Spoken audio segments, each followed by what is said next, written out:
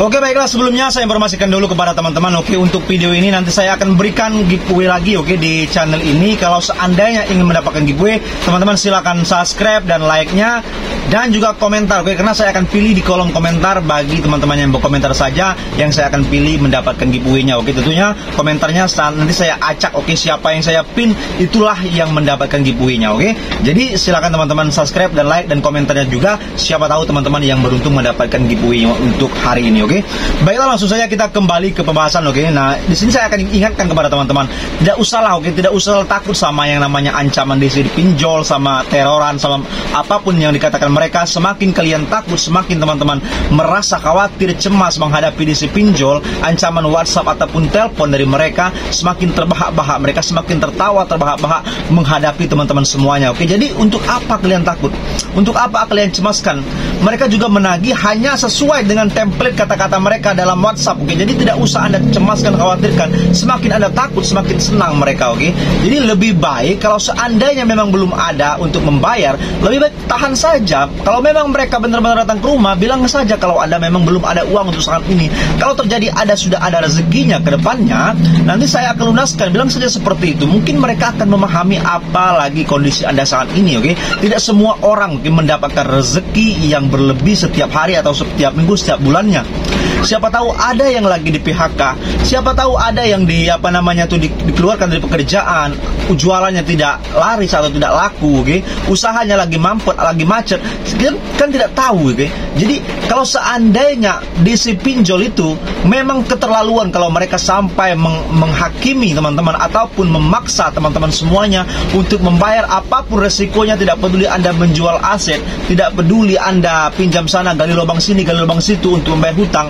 Itu sangat keterlaluan. Oke, harapan kita kepada pihak pemerintah ataupun OJK, coba ditegaskan atau dijaring atau disaring para DC pinjol ini, cara menagihnya supaya lebih sopan, lebih enak didengarnya, lebih teratur, supaya para nasabah ini tidak cemas, tidak khawatir. Karena dengan keadaan ancaman ataupun teroran DC pinjol inilah, oke, para nasabah pinjaman online ini yang bisa melakukan tindakan-tindakan yang luar batas. Bahkan bisa saja orang bisa mengakhiri hidupnya karena terlalu muak atau terlalu sakit, oke, dengan omongan mereka, sempit pemikiran gara-gara pinjaman online ini belum bayar, dan mereka selalu mendapatkan ancaman teroran. Mereka melakukan tindakan seperti mengakhiri hidupnya, oke. Bahkan sampai ada yang menjual aset di rumah, anak istri tidak terurus karena selalu memikirkan yang namanya pinjaman online. Jadi tidak ada habisnya kalau kita berbicara masalah cara menanggulanginya pinjaman online ini, karena pemerintah sendiri sampai saat ini, sampai hari ini, detik ini, belum ada solusi, oke? Belum ada cara menanggapi para nasabah-nasabah yang terjadi gagal bayar. Karena yang namanya masyarakat Indonesia ini, peminjam pinjaman online ini teman-teman, khususnya kebanyakan itu menengah ke bawah, yang paling hutangnya 500.000 ataupun 1 juta, taruhlah 2 juta, oke, paling besar 5 juta, bahkan tidak terlalu besar. Banyak orang-orang yang meminjam uang di bank ataupun dimanapun itu, mereka hutangnya bahkan sampai ratusan juta, miliaran rupiah pun mereka santai saja, karena mereka sudah tahu resiko ini adalah cuman hutang piutang. Yang namanya hutang piutang itu teman-teman semuanya, oke, itu adalah murni perdata, tidak pernah masuk ke ranah pidana. Semakin Anda takut menghadapinya, semakin cemas, semakin seringlah mereka datang untuk menanggapi Anda, bahkan mengancam akan menyebarkan data Anda, bahkan mengancam Anda akan mempenjarakan Anda, mengambil aset-aset Anda di rumah, barang-barang Anda di rumah. Padahal itu semuanya tidak bisa mereka mempenjarakan Anda, karena tidak ada yang namanya dalam undang-undang hutang piutang orang bisa memenjarakan. Kalau ada bisa dipenjara gara-gara ada hutang piutang, seberapa banyak penjara orang gara-gara tidak mampu bayar hutang, teman-teman, oke? Masa tidak bisa bayar hutang aja 100.000, 200.000 bisa dipenjara? Itu kan tidak mungkin. Ada solusinya, itulah namanya hutang perdata.